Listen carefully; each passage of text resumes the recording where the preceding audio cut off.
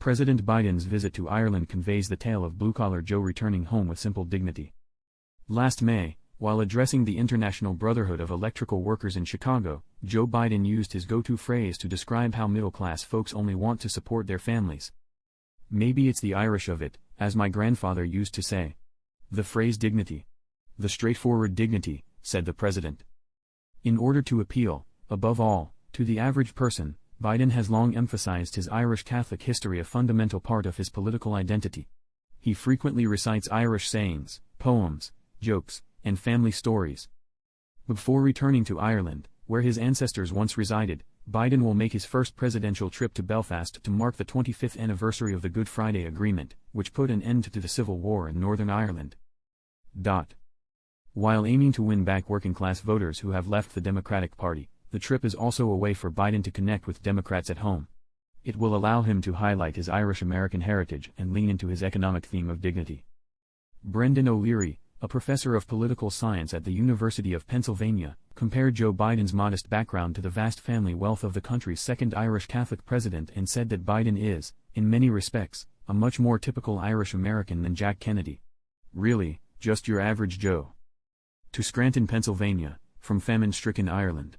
Biden's mother Catherine Jean Finnegan's side of the family, whose ancestry can be traced to the Blewitts in County Mayo and the Finnegans in County Louth, Ireland, is where he derives the majority of his Irish background. During his tour, Biden will stop in both of the counties. Most Irish presidents ever, Ireland is the country of 10 of Biden's 16 great-great-grandparents. He actually is arguably the most Irish of all the presidents, according to Fiona Fitzsimons, a Dublin-based genealogist and the head of the Irish Family History Center, who in 2016 researched Biden's family history on behalf of the vice president. What did the ancestors of Biden do? Engineers and surveyors, overseers in charge of building roads, a coast guard, a stonemason, and tenant farmers were just a few of the many occupations that Biden's Irish forebears engaged in. Fitzsimons referred to each of Biden's Irish-American forebears as famine Irish, according to him. Between 1848 and 1855, they immigrated to the United States to flee the devastating Irish potato famine, landing primarily in Scranton, Pennsylvania, where Biden was born and raised, to work in the mining industry. December 25, 1850, when Biden's great-great-grandpa Patrick Blewett arrived in the country in 1850 by ship, he immediately noticed Scranton's mining potential. He gathered the rest of the Blewett family and went back to Ireland.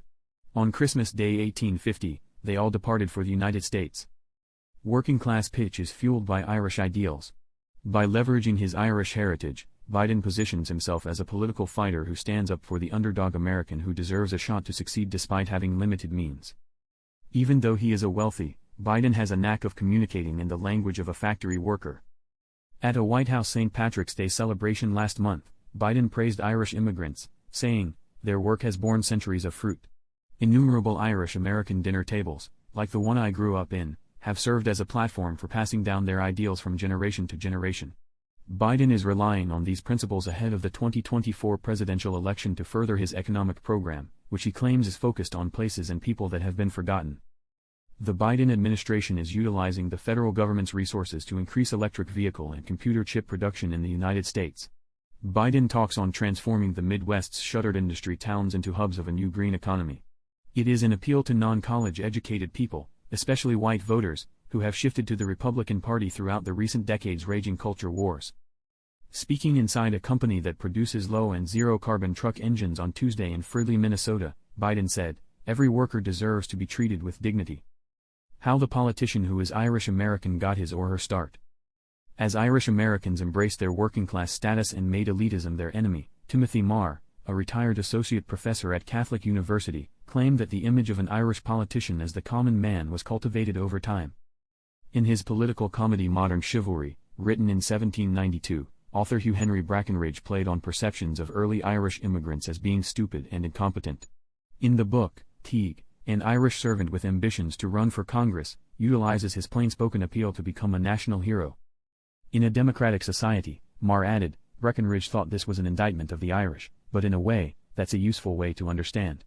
Even while it has long been true that Irish people no longer make up the majority of blue-collar employees, this perception of them as working-class people persists to some extent today. According to Marr, two key elements of Irish-American politics may be found in Biden's political platform: egalitarian values and communal solidarity, or the notion that we're all in this together. In his acceptance speech for the vice presidential nomination at the 2008 Democratic National Convention, Biden stated, "My mother's creed is the American creed. No one is superior to you. You and everyone else are on an equal footing." Biden makes funny and empathetic use of his Irish background. In practically every circumstance, Biden reminds his audience of his Irish heritage. He employs it to understand the plight of immigrants, relate to Black Americans seeking racial justice, and confront international crises. In Jerusalem last year, Biden stated, "My family is Irish American, and we have a long history with Great Britain and their attitude toward Irish Catholics through the years, for 400 years. We are basically similar to the Palestinian people in this regard. We are all immigrants in the United States, as you are all aware. And mine go all the way back to the Irish famine," Biden said in January while standing next to Mexican President López Obrador in Mexico City as they talked about how to control migration at the southern border. In honor of Martin Luther King Day this year, Biden observed, "I get accused of being an inveterate optimist. I refer to that as the Irish of it," Biden said. "We are always being stepped on, never on top. However, we have optimism, just as Dr. King had optimism." Senator Joe Manchin, Democrat West Virginia, blocked Senator Biden's social spending proposal last year, and during that impasse, Biden downplayed the idea of harboring resentment, saying, "Some people think maybe I'm not Irish because I don't hold a grudge." The president said to Ketanji Brown Jackson as Biden presented her as the first Black woman to serve on the Supreme Court last year, "Judge, you are the exact epitome of what we Irish refer to as dignity. You are quite dignified. Clearly a son of Ireland." Leo Varadkar, the Taoiseach of Ireland, remarked that all American presidents are a little bit Irish on St. Patrick's Day, but that Biden is unmistakably a son of Ireland while visiting the White House last month. He remarked, "President Biden, we see reflected in your life experience the story of Ireland.